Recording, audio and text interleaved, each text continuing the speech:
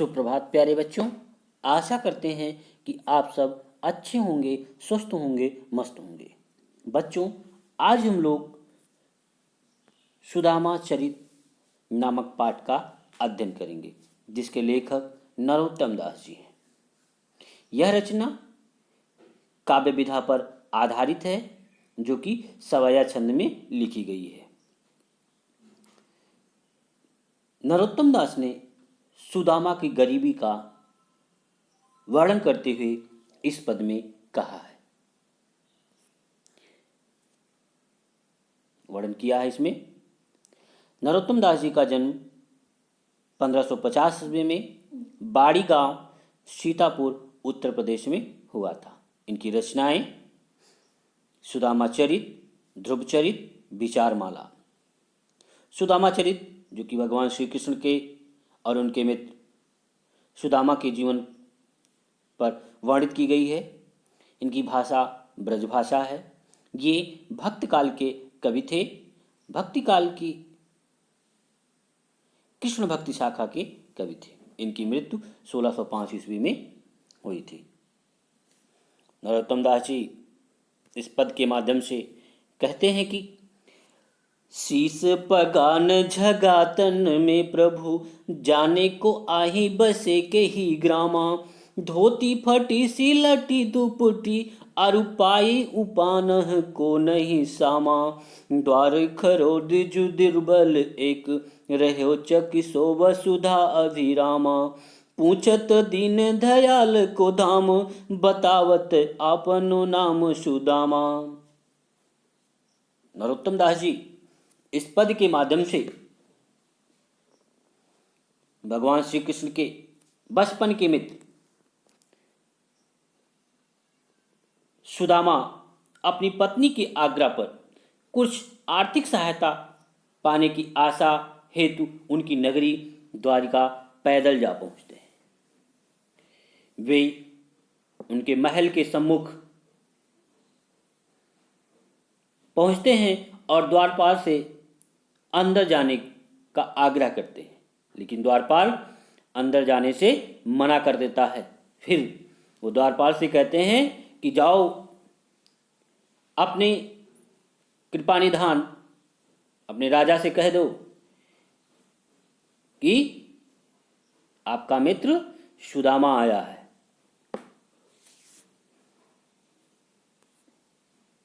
शीस पगान झगातन में प्रभु जाने को आही बसे के ही ग्रामा।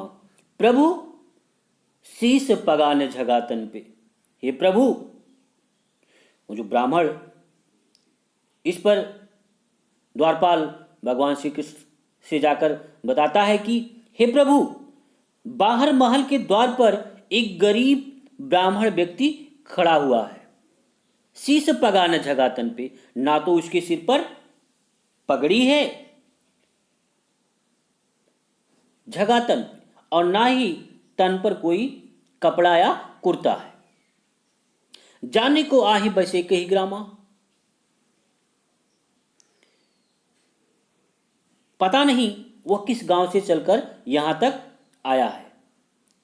धोती फटी सी लटी दुपटी, और धोती क्या है? फटी हुई लटी दुपटी, और इस तरह से तार तार हो गई है। और उपाय उपान को नहीं सामा। इस तरह से वो ब्राह्मण कैसा है? गरीब ब्राह्मण। उसके शरीर पर ना तो कपड़े हैं, ना तो सिर पर पगड़ी है, और जो शरीर पर कपड़े हैं वो पूरी तरह से तार तार हो गए हैं, फटे हुए हैं। द्वार खड़ो दुज दुर्बल एक, हे प्रभु, दरवाजे पर एक कमजोर ब्राह्मण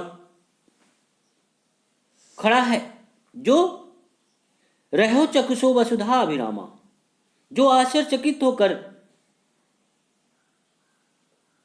पृथ्वी और महल के सौंदर्य को आश्चर्यपूर्वक देख रहा है। हे प्रभु, पूछत दीन दयाल को धाम, और हे प्रभु, वो आपके धाम अर्थात आपके महल को पूछ रहा है। हे करुणा के सागर, हे दीनदयाल, वो आपका निवास स्थान पूछ रहा है। तथा बतावत आपनो नाम सुदामा, और अपना नाम क्या बता रहा है? सुदामा बता रहा है।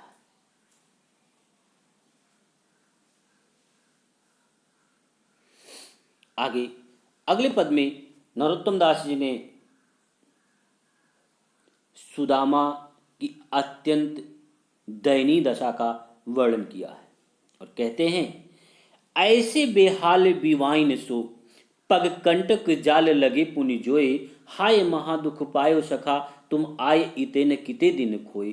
देख सुदामा की दीन दशा करुणा करके करुणा निधि रोए, पानी परा तो को हाथ छुयो नहीं, नैनन के जल सो पगद होए।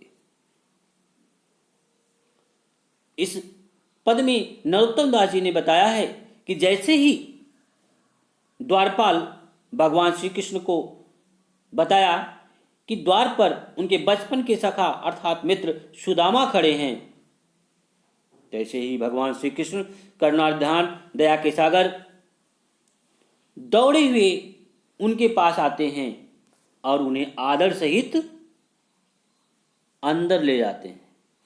कृष्ण अपने मित्र सुदामा की दुर्दशा देखकर बहुत दुखी होते हैं और इस पर नरोत्तम दास जी कहते हैं, ऐसे बेहाल बिवाइन सो। श्री कृष्ण ने जैसे ही सुदामा के पैरों की ओर नजर डाली तो देखा कि पग कंटक जाल लगे पुनि जोए, उनके पैरों में कांटों के जाल लगे हुए हैं। सुदामा जी नंगे पैर थे। ऐसे बेहाल बिवाई सो, और इतना ही नहीं, उनके पैरों में दिवाइयां फटी हुई थी और उनका हाल बेहाल था। हाय महादुख पायो सखा, तब भगवान श्री कृष्ण अपने मित्र सुदामा से कहते हैं, अत्यंत व्याकुल होकर भगवान श्री कृष्ण सुदामा से कहते हैं, हे मित्र, हाय महादुख पायो सखा, हे मित्र तुम इतना महादुख पाए, तुम आए इते न किते दिन खोए। हे मित्र, तुम इतने दिन यहां क्यों नहीं आए, क्यों इतना कष्ट भोगते रहे। देखी सुदामा की दीन दशा करुणा करके करुणा रिधि रोई। सुदामा की बुरी दशा को देखकर, दुर्दशा को देखकर करुणा के सागर करुणा निधान भगवान श्री कृष्ण रोने लगे। पानी परात को हाथ छुयो नहीं, नैनन के जल सो पग धोयो। और नरोत्तम दास जी कहते हैं कि उन्होंने सुदामा के पैरों को धोने के लिए परात मंगवाया, पर उस पानी को उन्होंने छुआ तक नहीं।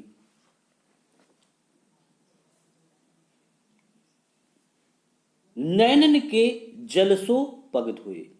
भगवान श्री कृष्ण अपने नेत्रों से बहने वाले आंसुओं के जल से अपने मित्र सुदामा के पैर धो दिए, अर्थात श्री कृष्ण की आंखों से निकली अश्रुधारा से वे अपने मित्र सुदामा के पैर धुल दिए। तो बच्चों, आज की कहानी में बस इतना ही। चलो देखते हैं कि आज आप लोगों ने क्या सीखा। बहुविकल्पी प्रश्न।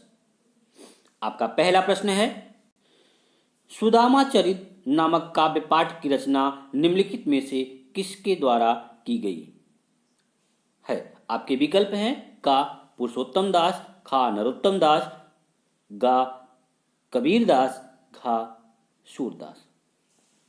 तो बच्चों, आपने सही अनुमान लगा लिया होगा कि आपका सही विकल्प क्या है। आपका सही विकल्प है खा नरोत्तम दास।